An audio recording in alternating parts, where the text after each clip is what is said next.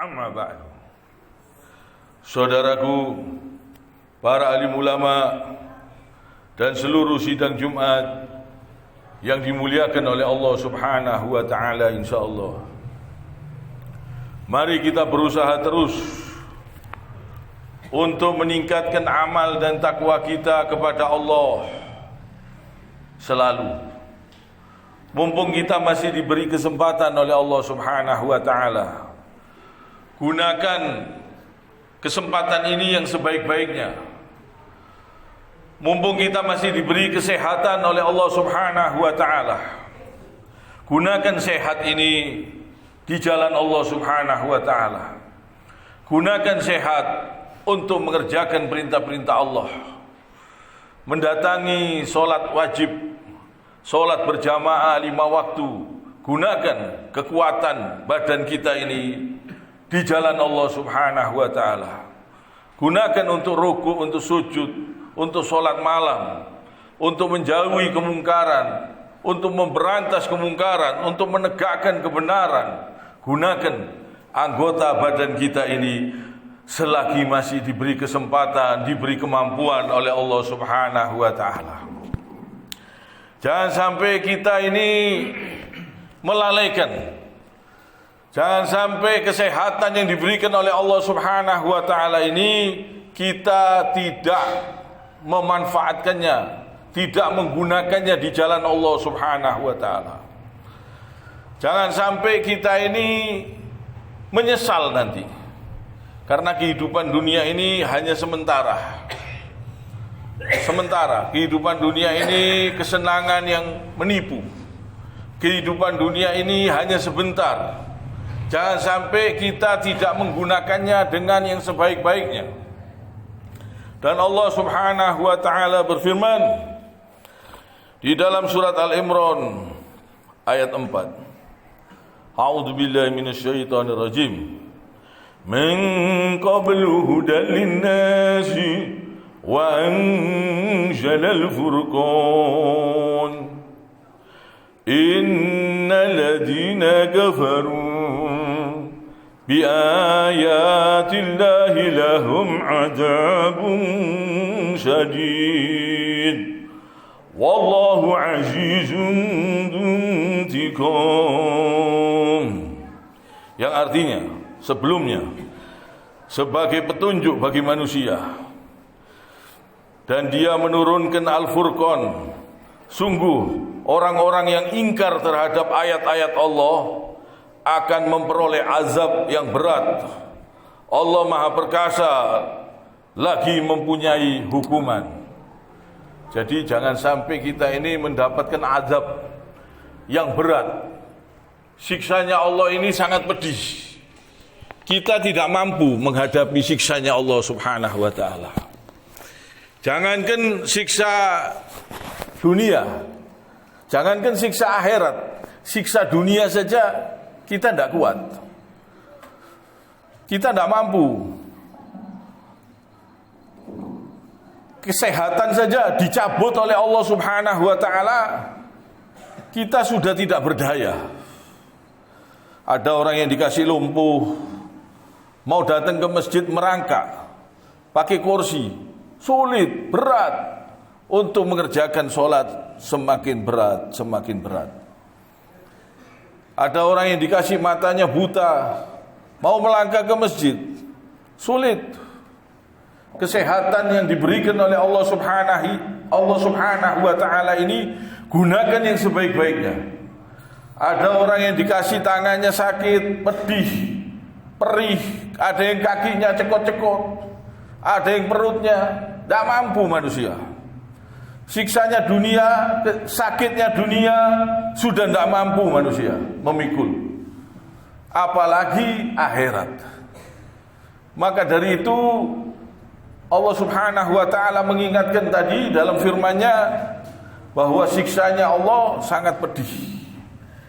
Jangan berani-berani mengingkari ayat Allah. Jangan berani-berani menyelisihi ajaran Nabi sallallahu alaihi wasallam. Jangan berani-berani berbuat keji, berbuat dosa, berbuat maksiat, perzinahan, homer, minum-minuman keras. Jangan sampai badan kita, kesehatan yang diberikan oleh Allah Subhanahu wa taala digunakan untuk mengingkari ayat-ayat Allah. Jangan sampai kesehatan, kekuatan, kemampuan, pikiran yang diberikan oleh Allah Subhanahu wa taala digunakan untuk melanggar aturan Allah Subhanahu wa taala. Karena orang ini sekejap, kalau Allah mau ngambil kesehatan itu sekejap. Orang yang sehat itu bisa dibikin langsung lumpuh bisa. Mau dibikin langsung loyo bisa. Mau dibikin langsung sakit, cekot-cekot di kaki, di tangan, atau di kepala, atau di perut sekejap. Dan mau dicabut pun rohnya sekejap. Maka dari itu jangan berani-berani berbuat dosa. Hati-hati, mumpung masih diberi kesempatan, mumpung masih diberi kemampuan. Dan orang yang diberi kesehatan pun kalau tidak diberi hidayah oleh Allah Subhanahu wa taala, tidak bisa datang ke masjid, tidak bisa sujud, tidak bisa ruku, tidak bisa mengerjakan perintah Allah, tidak mampu, tidak kuat, lemah. Jadi hidayah yang diberikan oleh Allah ini nikmat yang sangat besar. Mari kita syukuri, kita usahakan untuk meningkatkan terus.